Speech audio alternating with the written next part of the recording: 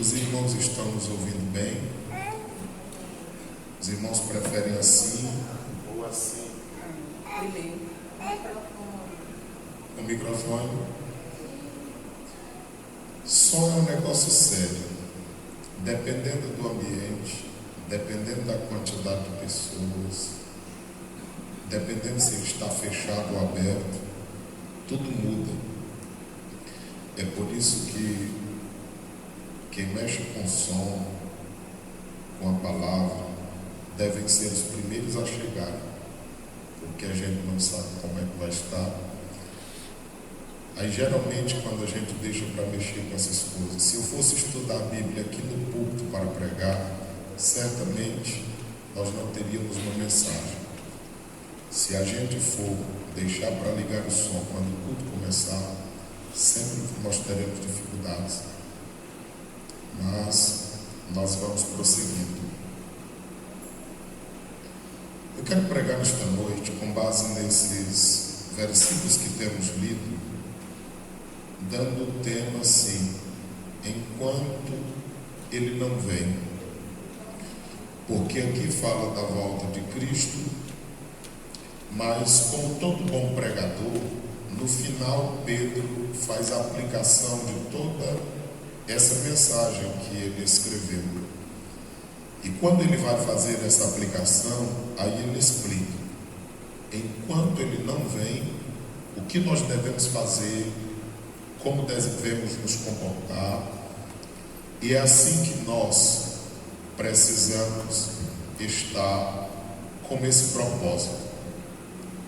A cada dia que passa, a ideia da volta de Cristo parece que fica mais difícil de absorvermos.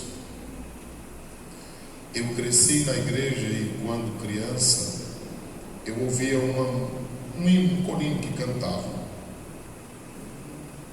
Aí eles cantavam dizendo: vai abalar, o mundo vai abalar. Quando Jesus voltar, o mundo vai abalar. Cristo descendo, os céus se abrindo, os anjos cantando e a igreja subindo.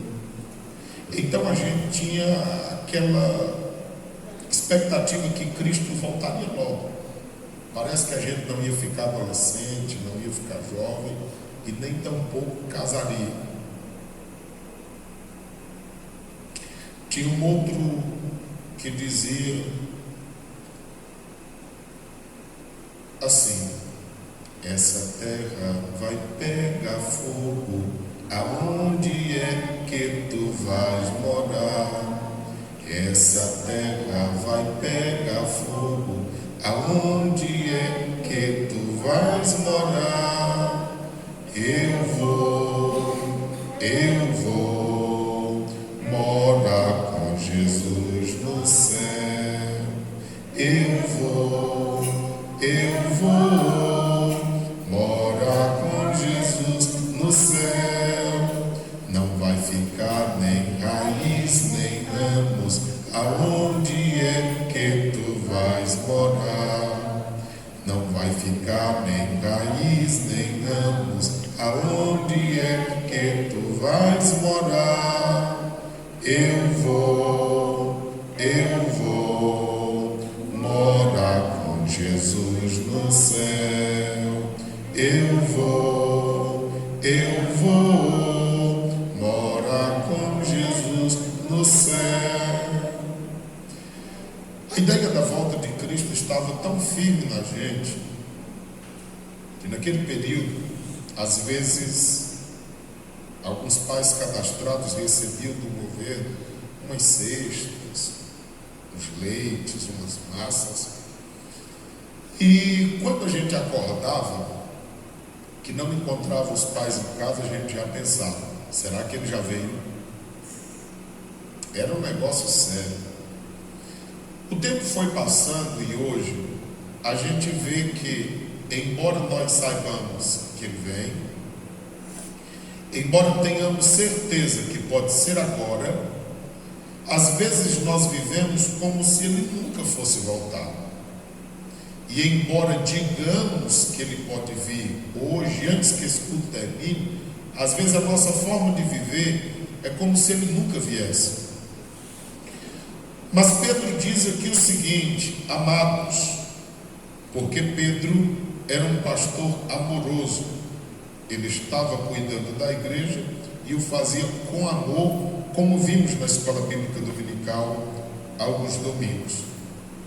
Ele diz: escrevo-vos agora esta segunda carta, porque ele já tinha escrito a primeira, claro. Ele diz: em ambas as quais desperto com exortação o vosso ânimo sincero.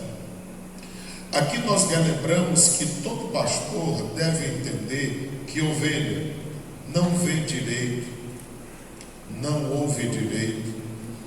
É por isso que nas ovelhas, às vezes se escolhe uma para que se ponha um chocalho nela, para que as outras possam seguir. Porque isso é incrível. E na igreja de Cristo não é diferente.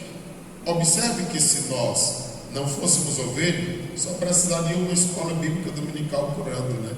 E a gente já saberia de tudo para o ano inteiro.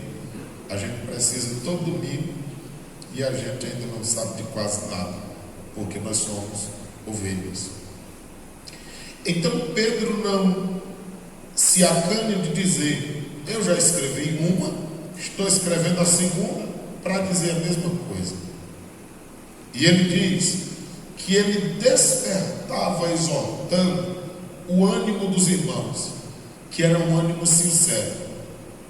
Porque alguém pode ter alguma espécie de ânimo que não seja sincero, com o propósito correto, com a forma correta que Deus quer que seja.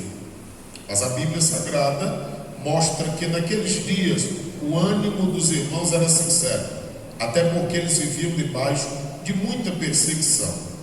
Versículo de número 2: para que vos lembreis das palavras que primeiramente foram ditas. Olha só, Pedro escrevendo a segunda carta para dizer a mesma coisa que alguém já havia dito. Então nós não temos nenhuma preocupação, e eu digo isso e Deus me conhece, em dizer ao povo algo que o povo nunca ouviu. Porque a proposta é exatamente de nós falarmos as mesmas coisas, a fim de que as pessoas estejam atentas. Pedro está escrevendo a segunda carta para dizer o que disse na primeira, e o que ele disse nas duas foi o que os santos profetas já tinham dito. E os santos profetas só disseram o que os mandamentos do Senhor e Salvador também já tinham dito. E o Senhor Jesus e os profetas só disseram o que também os apóstolos já haviam advertido. Então observe que a mensagem é a mesma. Embora o mensageiro mude, mas o conteúdo continua sendo o mesmo. Se você voltar lá para Gênesis, você vai ver o Noé gritando, dizendo: arrependam-se, venham para Deus, porque vai cair uma chuva, vai ter um dilúvio. O que o povo dizia? São doido. Se nunca choveu, como é que vai chover agora? Porque até naqueles dias a Bíblia diz que a água, ela vinha da terra. Então a terra era regada por uma espécie de evaporação, vamos dizer assim. Até aqueles dias nunca havia caído uma chuva do céu. Como era que o povo iria acreditar? Mas Noé pregou, e até que veio o dilúvio e destruiu a todos. Nos dias de Ló, o povo já acreditava que era possível cair uma chuva, porque já estava chovendo. Agora só que Ló aparece e diz: olha, a chuva agora vai ser de fogo. Os anjos chegaram e disseram: a chuva é de fogo. Ah, onde é que vai cair fogo se só chove água? Não é que Ló pelejou e ele não conseguiu ganhar nem aqueles que pretendiam casar com as filhas dele, mas elas duas e ele saíram da cidade. E a Bíblia Sagrada diz que foi destruída Sodoma, Gomorra, Admar e Zeboim, as cidades vizinhas, foi tudo destruído no fogo. O tempo vai passando e a mensagem não muda. Os mensageiros são diferentes, mas o conteúdo da mensagem continua sendo o mesmo. O versículo de número 3 diz: sabendo primeiro isto, que nos últimos dias. O que determina os últimos dias? A inauguração da igreja de Cristo. Jesus veio à terra, viveu como homem, cresceu, morreu, ressuscitou ao terceiro dia. E quando estava próximo dele ir aos céus, ele disse: ficai em Jerusalém, até que do alto sejam revestidos de poder. Os discípulos ficaram lá no cenáculo buscando a presença de Deus. E o Espírito de Deus caiu sobre ele no 10º dia em que eles estavam buscando a presença. E a Bíblia diz que a casa todos foram cheios do Espírito Santo de Deus. Daqueles dias para cá, todos nós sabemos que são os últimos dias, porque aquele foi um marco para que todos nós compreendêssemos que estava começando o cumprimento do derramamento do Espírito Santo. Agora Pedro diz: nos últimos dias virão escarnecedores, andando segundo as suas próprias concupiscências. Amados que ouvem a palavra de Deus, não se espante se as pessoas quiserem ridicularizar sua fé. Não se espante se as pessoas disserem que a Bíblia é mentira. Não se espante se surgir uma nova imagem, uma nova configuração de família para os nossos dias. Não se espante se filhos matarem pais e pais matarem filhos, filhas se levantarem contra as mães, mães contra as filhas, porque o profeta Miqueias já falou há muito, do capítulo 7, versículo 6, que no final dos tempos essas coisas iriam acontecer. O apóstolo Paulo disse tanto em 2 Timóteo 3:2, quanto também em Romanos 1:30 a seguir, que os filhos seriam desobedientes a pais e mães, não iriam querer ouvi-los. Então não se espante, porque a Bíblia está dizendo que apareceriam escarnecedores. Por que eles escarneceriam? Porque eles andariam segundo as suas próprias concupiscências. As pessoas que escarnecem e que escarnecerão é porque eles andam segundo o seu próprio entendimento, o seu próprio desejo, a sua própria vontade, tudo que lhe é próprio de fazer aquilo que desagrada a Deus. Concupiscência todos sabem que é fazer aquilo que desagrada a Deus. E há no ser humano que vive cheio de concupiscência o desejo desenfreado de desagradar a Deus. Versículo 4: e dizendo, os escarnecedores passarão a dizer: onde está a promessa da sua vida? Porque assim como nos dias de Noé não acreditavam na chuva de água, assim como nos dias de Ló não acreditavam numa chuva de fogo, nos dias em que vivemos, alguém também perguntará: será que ele voltará? Aonde está a promessa? Os meus avós disseram isso, os meus pais, eu estou dizendo, será que eu posso acreditar nisto? Espere para ver. A Bíblia Sagrada diz: porque desde que os pais dormiram, todas as coisas permanecem como desde o princípio da criação. Era o que eles diziam. O mundo não houve nenhuma mudança para que Cristo venha. Agora eu quero que você entenda, ainda que seja pensado que não houve nenhuma mudança para que Cristo venha, nem que seja necessário mudar tudo, mas uma coisa é certa: Ele vem, porque é promessa dele. E todas as promessas bíblicas, elas têm se cumprido, algumas em sua parcialidade, porque há um propósito de cumprimento dia após dia. Então algumas promessas se cumpriram parcialmente, porque alguma parte ainda está por vir, mas outras já têm se cumprido em sua totalidade, de forma que nós aguardamos a Cristo. Hoje temos certeza que Ele vem, e ainda que muitos escarneçam e duvidem da sua vida, nós não somos destes que duvidam. O versículo de número 5: eles voluntariamente ignoram isto.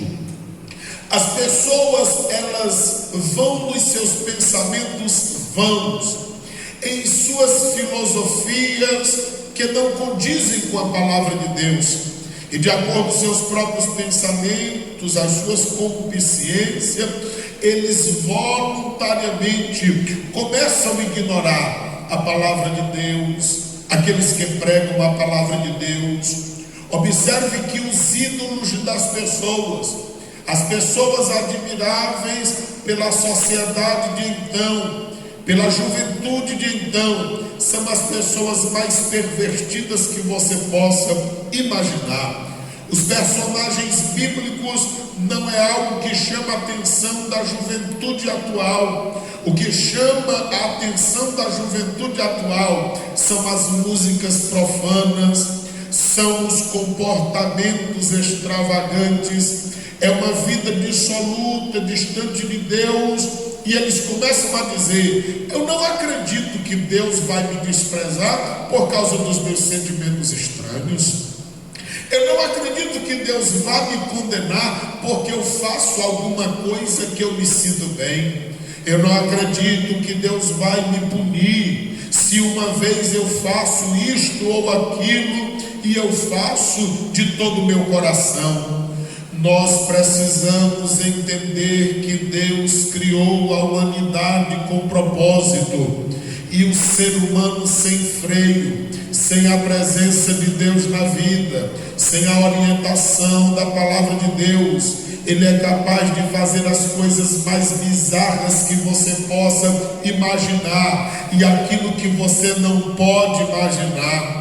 O apóstolo Paulo diz que já nos dias dele, o que as pessoas faziam era tão horrível que ele não tinha como relatar, ele não tinha nem mesmo coragem de mencionar o que eles faziam já naquele período, para que você tenha uma ideia. E o versículo 5 continua: que pela palavra de Deus, já desde a antiguidade, existiram os céus e a terra, que foi tirada da água, e no meio da água subsiste. A palavra do Senhor está dizendo que muitos ignoram que tudo que nós vemos hoje foi criado pela palavra de Deus, e que pela palavra de Deus todas estas coisas subsistem. E a Bíblia diz em Hebreus 1:3 que não foi criado daquilo que é aparente, não foi criado daquilo que nós pensamos. Hebreus 11:3, a palavra do Senhor, Deus diz que tudo foi tirado da água. É necessário nós relembrarmos que, se fosse para ser fiel ao que existe, ao invés de ser chamado planeta Terra, onde nós habitamos, deveria ser chamado de planeta Água, pois a maior parte do nosso planeta é existente de água, para provar que Deus não precisa de nada favorável, nem para criar, nem para dar a sustentação, porque Ele é Deus subsistente e é poderoso para todo sempre, e faz tudo segundo o que lhe apraz, a fim de que o seu nome seja em tudo glorificado. É por esse motivo que pela palavra todas as coisas subsistem. Versículo 6: pelas quais coisas pereceu o mundo de então, coberto com as águas do dilúvio. Observe que a mesma palavra que é criadora é a mesma palavra que traz o juízo. No Evangelho de João, se você ler João 3,16, o texto áureo da Bíblia Sagrada, está escrito: porque Deus amou a humanidade de tal maneira que deu seu Filho unigênito para que todo aquele que crê em Jesus não pereça, mas tenha a vida eterna.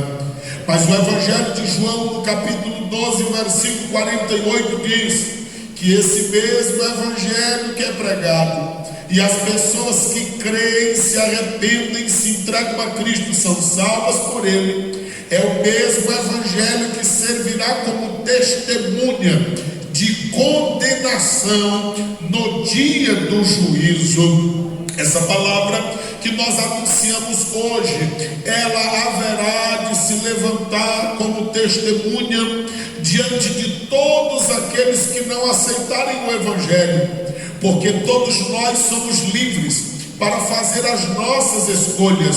Nós só não somos livres para escolher a consequência delas. O versículo de número 7: mas os céus e a terra que agora existem, pela mesma palavra criadora, se reservam como um tesouro e se guardam para o fogo até o dia do juízo e da perdição dos homens ímpios. Eu quero que você perceba que Pedro era um homem simples, e nessa leitura você viu que ele era tão simples que ele diz: Paulo era muito inteligente, era um homem sábio que escreveu segundo a sabedoria que Deus lhe deu. E Pedro confessa: tem muita coisa que Paulo escreveu que eu não entendo. Se Pedro não entendeu muita coisa que Paulo escreveu, eu imagino que Pedro, na sua simplicidade de pescador, ele também não sabia da importância desse texto sagrado, que tudo que hoje existe como tesouro se guardam para o fogo até o dia do juízo e da perdição dos homens ímpios. Ele não sabia, porque quando nós estudamos hoje, todo mundo sabe que no ar o oxigênio e o hidrogênio tem uma quantidade exagerada. Portanto, não há nenhuma dificuldade em haver um incêndio no mundo por inteiro. E é por esse motivo que nós entendemos que haverá uma transformação, e ela será por fogo desde o espaço até a terra. Então aqueles corinhos que nós cantamos no início têm toda a razão, porque João, no capítulo 1, versículo 29, João chegou a dizer: eis aí o Cordeiro de Deus que tira o pecado do mundo. Parcialmente aquele texto tem se cumprido, porque mundo ali no sentido de humanidade. O Senhor tem tirado os pecados da nossa vida, perdoou tudo quanto fizemos antes de conhecer a Ele, que fizemos por ignorância ou por desobediência. Mas uma coisa é certa, que ainda no mundo, o planeta, no cosmos, ainda há pecado. Mas a Bíblia diz que como aquele Cordeiro de Deus, ele tira o pecado do mundo, ele tirará todo o pecado do mundo habitável. Quando os homens ímpios, que disse Pedro aqui, no dia do juízo se perderem e chegar o dia da sua punição, a terra será limpa por fogo e haverá novo céu e nova terra. Nós glorificamos a Deus porque nesses dias não estaremos mais aqui, mas nós teremos subido ao encontro do Senhor e com Ele estaremos. Capítulo 3, versículo 8 diz: mas, amados, não ignoreis uma coisa. O que Pedro está dizendo é: não desprezem o que prego, não desprezem o que vos ensino, pois eu lhes ensino por amor. Ele diz que um dia para o Senhor é como 1000 anos, e 1000 anos como um dia. O que os escarnecedores não sabem, ou desprezam por ignorância ou por desobediência, que o tempo de Deus não é o nosso tempo. Eu me baseio naquilo que passou, tenho uma noção do que está acontecendo, e às vezes nos projetamos para o futuro, mas para Deus está diante dele o que nós chamamos de passado, a eternidade passada, o que nós chamamos de presente, a eternidade presente, e o que chamamos de futuro, a eternidade futura. Há um Deus no céu que todas as coisas estão diante dele, como está a palma da minha mão diante de mim. Deus não conhece passado, nem presente, nem futuro, porque ele é eterno, ele controla a história e ele tem todas as coisas diante dele. Logo, um dia para Deus é como 1000 anos, e 1000 anos como um dia não faz diferença. A eternidade está diante dele. É por isso que o versículo 9 diz: o Senhor não retarda a sua promessa. Muitas pessoas, o que para elas é um retardamento, ou uma falta de crença naquilo que Deus tem prometido, para Deus não é.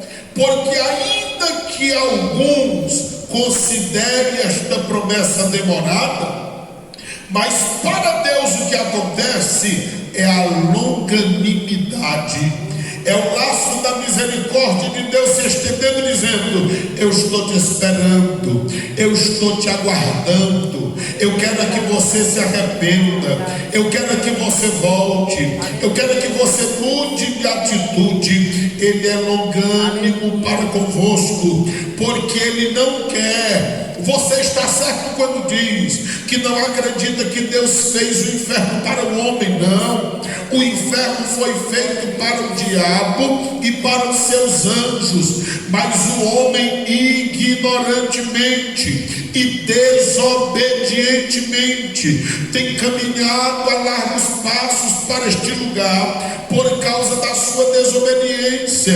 Mas não é o que o Senhor quer. Ele não quer que as pessoas se percam. O que ele quer é que todos venham a arrepender-se. Todos sabem que arrepender-se é mudar de direção, mudar de comportamento, tomar um novo rumo de vida.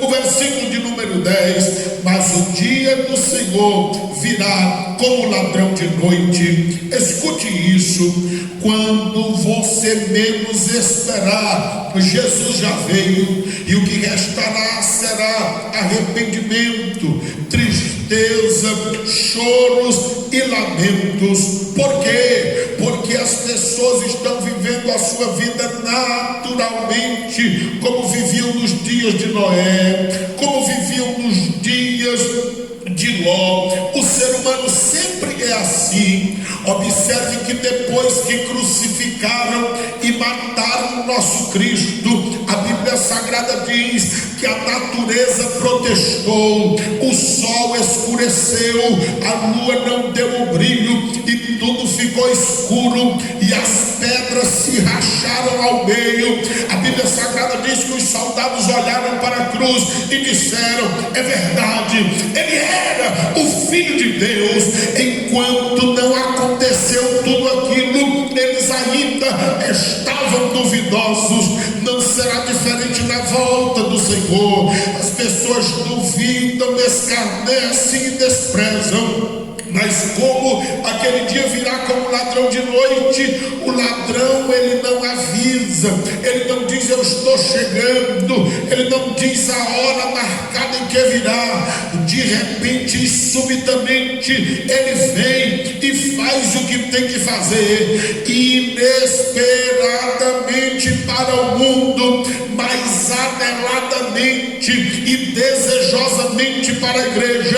Jesus Cristo virá repentinamente, e para aqueles que aguardam a sua vinda, nós nos alegraremos, porque será o melhor dia da história. Olha só, nem Hollywood e nenhuma emissora de televisão ou qualquer pessoa que fez filme conseguiu desfazer ou conseguiu mostrar conseguiu trazer claro esta cena, mas escute o que diz a Bíblia: no qual os céus passarão com grande estrondo. Observe, tem gente nesses dias que, como nós estamos num período chuvoso, quando vê um relâmpago, já coloca as mãos no ouvido, já baixa a cabeça, coloca a cabeça debaixo do travesseiro, por causa do trovão, que a Bíblia Sagrada diz que é a voz de Deus. Agora imagine só, se as pessoas têm medo de um trovão, e tem gente que chora até de medo de um trovão. Agora imagine essa cena: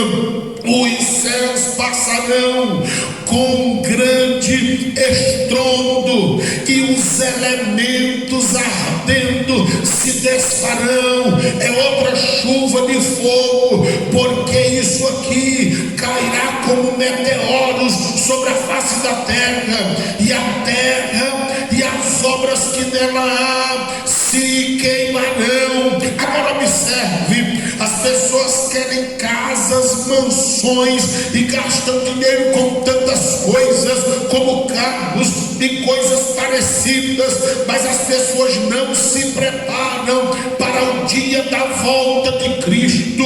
Abrem um shopping aqui numa cidade, em Pedreiras, botam um filme do Homem-Aranha, e todo mundo falta ficar doido para assistir um filme que amanhã vai estar no YouTube, nas televisões, em tudo, mas o povo falta se acabar. O povo se prepara e corre atrás de coisas que ficarão nessa terra, e a Bíblia diz que vai tudo se desfazer em fogo, mas não preparam a sua vida espiritual e a vida para encontrar com Deus.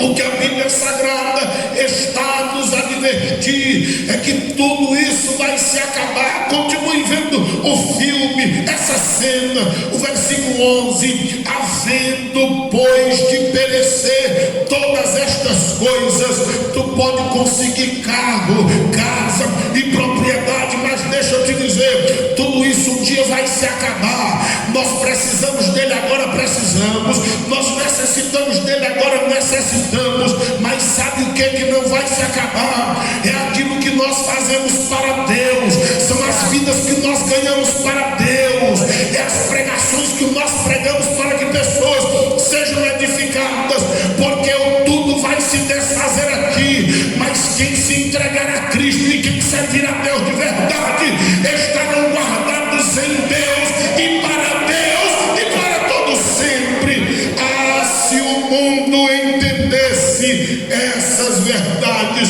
quão bom seria, porque nós não perderíamos tempo. Quando nós olhamos para isso, o versículo 11 diz: tudo isso se acabará. Olha o conselho de Pedro: que pessoas vos convém ser em santo trajo ou procedimento e piedade. O conselho de Pedro é esse: você está preocupado com tanta coisa, mas o que é necessário mesmo é que você seja santo. O que é necessário mesmo é que você viva para Deus.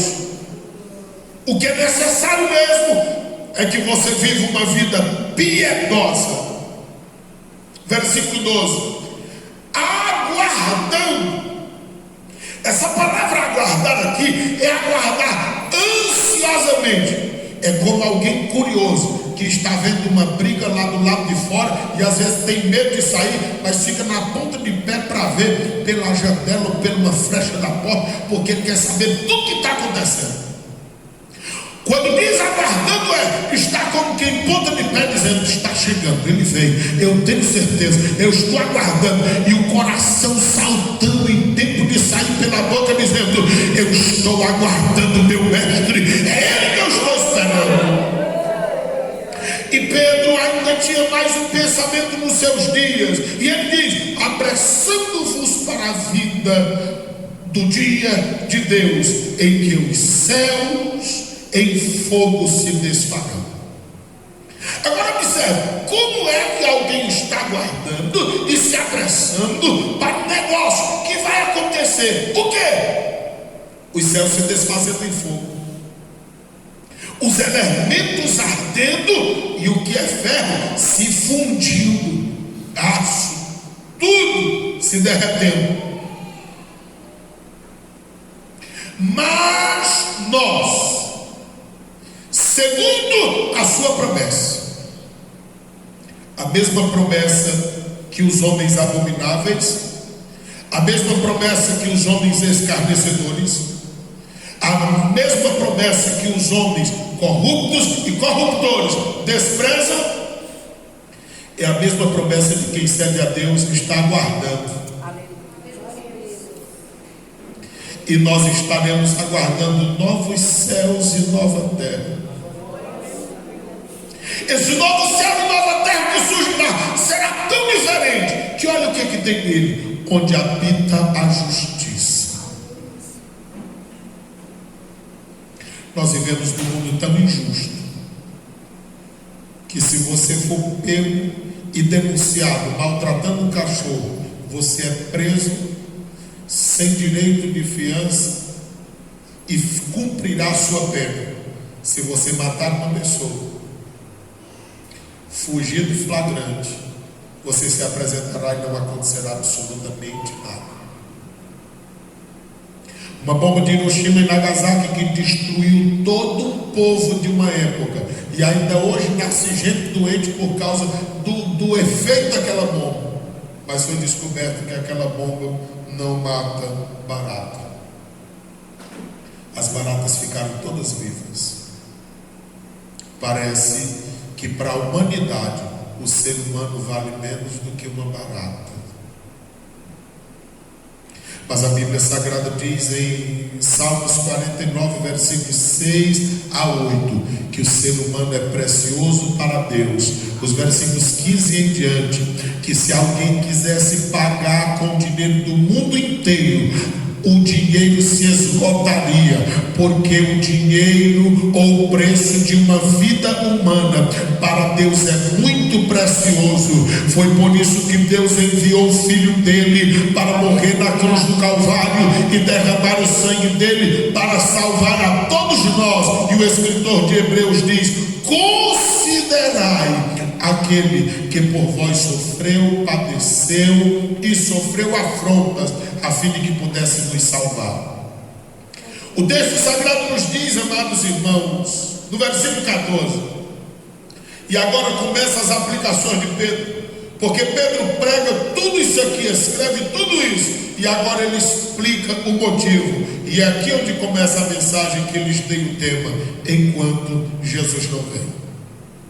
Enquanto Jesus não vem, que faço? Versículo 14: pelo que, amados, aguardando essas coisas, é como nós devemos viver, aguardando a volta dele. Mas enquanto ele não vem, nós aguardamos, procurando que dele sejamos achados. Quantos de nós nos preocupamos com o que as pessoas pensam de nós, o que acham de nós? Quantos de nós nos preocupamos onde está o nosso nome, se está escrito aqui, ali ou além? Mas a palavra diz que nós devemos aguardá-lo, procurando, que é dele, do Senhor. Sejamos achados, imaculados. Deus não quer que haja nenhuma mancha em nós. Por mais que alguém se levante dizendo isso não tem problema, aquilo também não tem, não deixe ser iludido. Você não pode ter manchas nas suas vestes espirituais. E sejamos irrepreensíveis. Deus quer que nós vivamos uma vida tão perto dele, que nós não sejamos dignos de repreensões por uma vida em desobediência na presença dele. Mas o que chama a atenção é que Pedro diz que ele quer que nós vivamos em paz. O irmão, tem tanta gente odiado com seu irmão, tem tanta gente que não tem paz com quem está em sua volta, e o escritor de Hebreus continua a bradar nos nossos corações: segui a paz com todos e a santificação, porque sem ela ninguém verá o Senhor. difícil, não é que haverá dificuldades, é que ninguém verá o Senhor se não houver paz no coração e uma vida de santidade. E Pedro recomenda que enquanto aguardamos a Ele, devemos procurar, porque não é fácil, mas nós devemos buscar que dele sejamos achados imaculados, irrepreensíveis e em paz. Versículo 15, Pedro diz: e tende por salvação a longanimidade de nosso Salvador, como também o nosso amado irmão Paulo vos escreveu, segundo a sabedoria que lhe foi dada.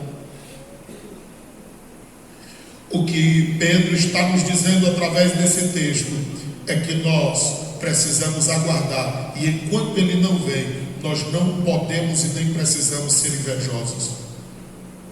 Veja que Pedro admira-se da sabedoria de Paulo. Pedro era um homem simples e fazia o seu trabalho. Paulo é um homem sábio, mas Pedro não o despreza por ser sábio, e nem Paulo despreza Pedro por ser simples, mas eles trabalhavam juntos, sem problema algum. E Pedro não tem nenhum problema quanto a isso, a ponto de elogiar a Paulo. E o versículo 16 ele diz, falando disso, como em todas as suas epístolas, entre as quais há pontos difíceis de entender. Desses pontos que são difíceis de entender, Pedro não entende, mas acredita e obedece. Mas aqueles que são indoutos, que não conhecem a Bíblia, e aqueles que são inconstantes, que hoje estão na igreja e amanhã não estão mais, eles torcem igualmente as outras escrituras para que a sua própria perdição. O que Pedro está dizendo aqui é que o que Paulo escreveu era de muita sabedoria, de muita inteligência. Pedro não entendia, mas seguia, obedecia, porque Pedro é crente. Mas ele está dizendo que aqueles que são perversos, que não querem obedecer a Deus, além de não obedecer, ainda torcem. Não somente o que Pedro diz, Pedro não está nem um pouco preocupado se as pessoas vão deixar de crer ou não. Agora ele está dizendo o seguinte: eles desfazem o que Pedro dizia e o que os outros diziam.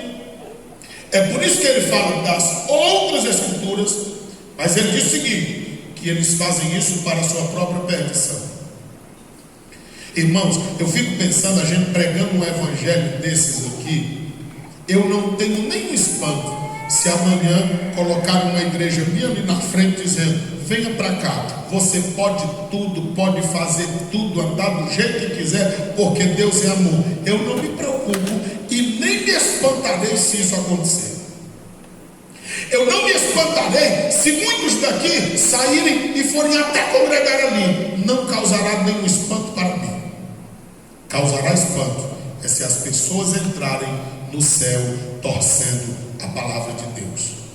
Porque a palavra está escrito o seguinte: aqueles que torcem igualmente as outras escrituras. Porque Pedro é um dos últimos que estava escrevendo. Pedro é um dos últimos que estava manifestando seus escritos. Para que os irmãos saibam, Pedro já está perto até da morte. Hoje nós estudamos pela manhã que Paulo não temia a morte, e nem Pedro. Os irmãos lembram que Atos dos Apóstolos, capítulo 12, ele estava preso. Tiago foi morto num dia, ele ia morrer no outro dia, estava marcado, e ele estava dormindo. O anjo chegou e disse: rapaz, acorda. Como é que Pedro consegue dormir se ele vai morrer amanhã e o irmão dele já morreu hoje? Jesus disse um dia para Pedro: quando tu ficares velho. Pedro tinha uma promessa de envelhecer. Então ele sabia que aqueles dias, sendo ele jovem ainda, não era o dia da morte. Você quer ver uma coisa? Volta uma página da Bíblia e veja o que Pedro diz aqui. 2 de Pedro 1,14. 2 de Pedro 1,14. Sabendo que brevemente eu hei de deixar este meu tabernáculo. Estava falando do corpo dele. Como também nosso Senhor Jesus Cristo já me tem revelado. Jesus já tinha dito para ele. Versículo de número 15: mas também eu procurarei em toda ocasião que depois da minha morte tenhas lembrança destas coisas. Irmãos, o que é que vão lembrar de nós depois da nossa morte? Se a gente morresse hoje, agora, o que é que lembrariam de nós? Como lembrariam? O que diriam? Versículo 16: porque não vos fizemos saber a virtude e a vinda de nosso Senhor Jesus Cristo, segundo as fábulas artificialmente compostas. Porque Pedro está falando do gnosticismo que naqueles dias surgiram, também desfazendo a palavra de Deus. Por isso nós não devemos nos espantar se até mesmo no nosso meio alguém querer desfazer daquilo que pregamos. Paulo não disse ao sair de Éfeso, do capítulo 20, versículos 28 a 31, que depois que ele saísse, entrariam lobos de fora e dentro da igreja alguns se levantariam? Pedro também tem a mesma compreensão, seguindo as fábulas artificialmente compostas. Ele está dizendo: o que eu preguei para vocês, o que eu falei para vocês, não foi coisas que eu aprendi com os falsos mestres. O que eu ensinei para vocês, olha a convicção de Pedro, foi o que nós mesmos vimos, a sua majestade. Pedro estava com Jesus no dia do Monte da Transfiguração, naquela visão maravilhosa. Olha o versículo 17: porquanto ele recebeu de Deus Pai tanto a honra como a glória, quanto a magnífica glória lhe foi dirigida. E a seguinte voz nós ouvimos: este é o meu Filho amado, em quem me tenho comprazido. Versículo 18: e ouvimos esta voz dirigida do céu, estando nós com ele no monte. Irmão, quem ouve a voz de Deus é diferente. Quem ouve a voz de Deus tem convicções. Esse negócio, Deus fala comigo, Deus fala comigo, eu falo com ele. Mas as pessoas não têm compromisso com Deus, nem com a sua palavra, nem com a sua obra. A gente deve duvidar destas coisas. Mas Pedro diz: eu já estou perto de morrer, mas eu ouvi a voz dele. Versículo 18: nós ouvimos esta voz dirigida do céu, estando nós no Monte Santo. Versículo 19: e esta promessa está muito firme, a palavra dos profetas, a qual bem fazeis em estar atentos, como a uma luz que alumia em lugar escuro, até que o dia esclareça e a estrela da alva apareça em vosso coração. Irmãos, enquanto ele não vem, ainda que sejam densas as trevas, ainda que sejam muita escuridão, ande com a Bíblia Sagrada como uma lâmpada alumiando em lugar escuro. Ainda que digam não é, diga é, porque a Bíblia diz, os apóstolos falaram, os profetas falaram, Jesus Cristo falou, e eu continuarei falando, mas não abra mão da palavra de Deus. O versículo 20: sabendo principalmente isto, que nenhuma profecia das Escrituras é de particular interpretação. Nada do que está escrito na Bíblia veio puramente de homens. Versículo 21: porque a profecia nunca foi produzida por vontade de homem algum, mas os homens santos de Deus falaram cheios do Espírito Santo. Era assim que Pedro estava, cheio dessa promessa. E a palavra do Senhor nos mostra agora no versículo 17: enquanto ele não vem, o que é que nós vamos fazer? Vós, portanto, amados, eita que Pedro amava a igreja de Cristo, sabendo isto de antemão, guardai-vos, tenha cuidado, de que pelo engano dos homens abomináveis sejais juntamente arrebatados e descaiais da nossa firmeza. O primeiro hino que nós cantamos esta noite dizia: firme, firme nas promessas de Jesus o Cristo. Firme, firme nas promessas. Irmão, é nessas promessas que devemos estar firmados. Observe que a igreja da Galácia, Paulo disse o seguinte: eu me encabulo com vocês, vocês mudam de lado muito rápido. Escute uma coisa: não é a multidão que nós devemos seguir, é Jesus Cristo, porque a mesma multidão que gritava: bendito que vem em nome do Senhor, quando ele estava entrando na cidade, foi a mesma multidão que disse: solta o ladrão Barrabás e mata Jesus o Cristo. Mas Jesus não estava do lado da multidão, ele sabia que Deus o Pai estava com ele, e ele veio com propósito para realizar a vontade de Deus. O problema do povo é que quer seguir a multidão. A bem da verdade, quando as pessoas falam conosco, eles já dizem assim: ah, Silvio, mas todo mundo está fazendo. O versículo 17 diz: guardai-vos de que pelo engano dos homens abomináveis sejais juntamente arrebatados e descaiais da vossa firmeza. Tem gente que parece que está firme, mas enquanto ele não vem, nós precisamos nos firmar mais ainda, para que não sejamos levados, engordados, enganados.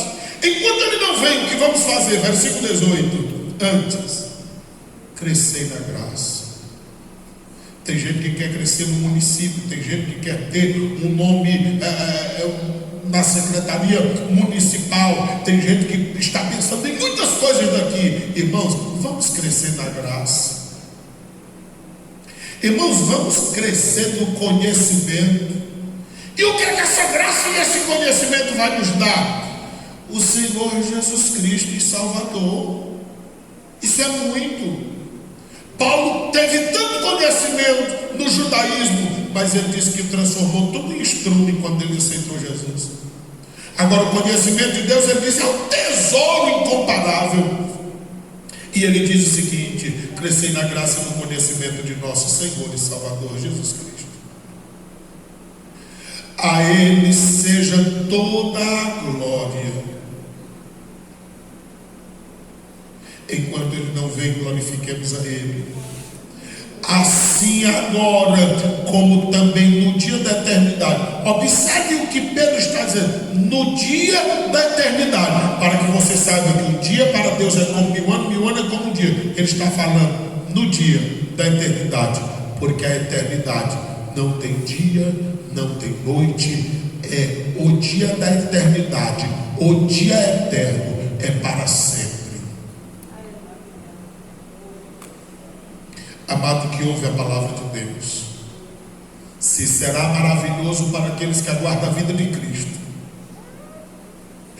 mas será triste para aqueles que não tiverem o Senhor como Salvador. Por quê? Porque o dia da eternidade chegará para todos, e a eternidade será a pessoa estar por toda a vida distante de Deus.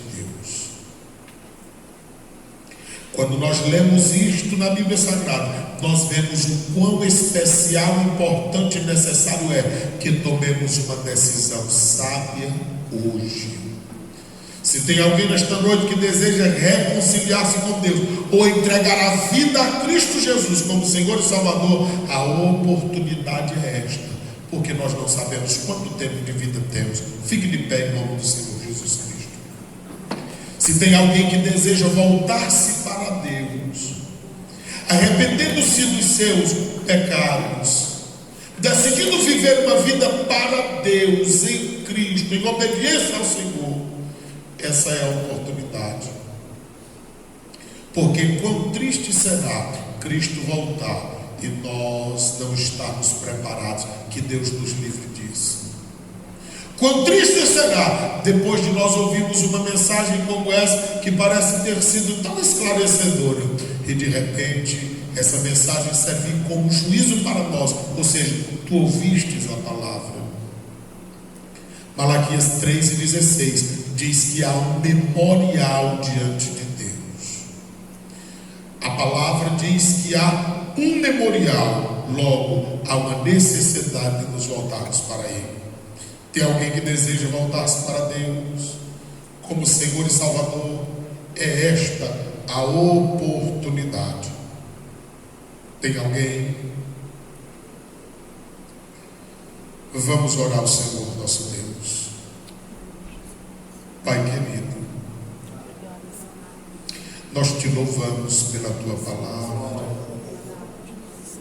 nós te louvamos por tudo quanto o Senhor tem feito a nós, e te louvamos pela vida de cada um dos que até aqui vieram.